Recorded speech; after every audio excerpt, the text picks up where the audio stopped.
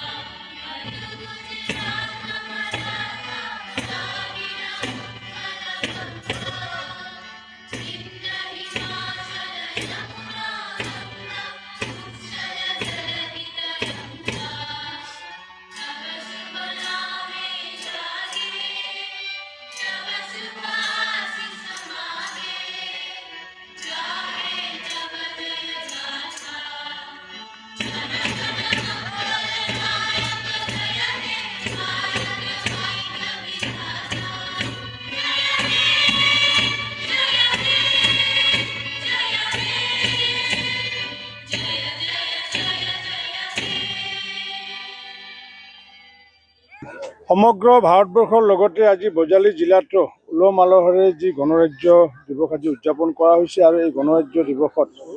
আজি ভাৰতীয় যি তিৰংগা উত্তোলন কৰি নিশ্চিত ৰূপত আপ্লুত হৈছোঁ আৰু এই বজালীৰ এই পবিত্ৰ ভূমিৰ পৰা সমূহ বজালীবাসী ৰাইজকে গণৰাজ্য দিৱসৰ মই শুভেচ্ছা জনাইছোঁ। নিশ্চিত ৰূপত আগন্তুক দিনত মাননীয় প্ৰধানমন্ত্ৰী নৰেন্দ্ৰ মোদী ডাঙৰীয়াৰ যি সৰ্বস্পৰ্শী সৰ্বব্যাপী যি আঁচনি বা মানুহক যি হৃদয় চোৱা যিসমূহ কাম আৰু সমান্তৰালভাৱে মাননীয় মুখ্যমন্ত্ৰী ডক্টৰ হিমন্ত বিশ্ব শৰ্মা ডাঙৰীয়াৰ হৃদয়স্পৰ্শী আঁচনি সৰ্বস্পৰ্শী সৰ্বব্যাপী আঁচনি সকলোকে ইতিমধ্যে হৃদয়স্পৰ্শ কৰিবলৈ সক্ষম হৈছে। গতিকে আহক আমি সকলোৱে আজিৰ এই পবিত্ৰ ক্ষণত একত্ৰিত হওঁ যে ভাৰত মাতৃৰ স্বাৰ্থত অসমক আগন্তুক দিনত যাতে প্ৰথমখন ৰাজ্য হিচাপে যাতে পৰিগণিত কৰিব পাৰোঁ তাৰ কাৰণে মোদী ডাঙৰীয়াই যি আহ্বান জনাইছিলে সবকা সাথ সবকা বিকাশ সবকা বিশ্বাসৰ লগতে সবকা প্ৰয়াস সেই নীতিকে সৰগত কৰি সমগ্ৰ বজালীবাসীৰ লগতে সমগ্ৰ অসমবাসীৰ ৰাইজ যাতে একত্ৰিত হৈ উন্নয়নৰ স্বাৰ্থত যাতে আমি আগন্তুক দিনত একত্ৰিতভাৱে কাম কৰোঁ তাকে মই আজিৰ এই পবিত্ৰ ক্ষণত আহ্বান জনাইছোঁ।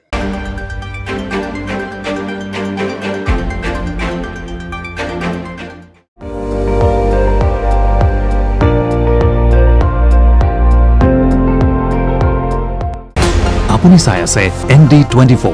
সৰ্বশ্ৰেষ্ঠ নহয় সৰ্বোত্তমৰ দৌৰত।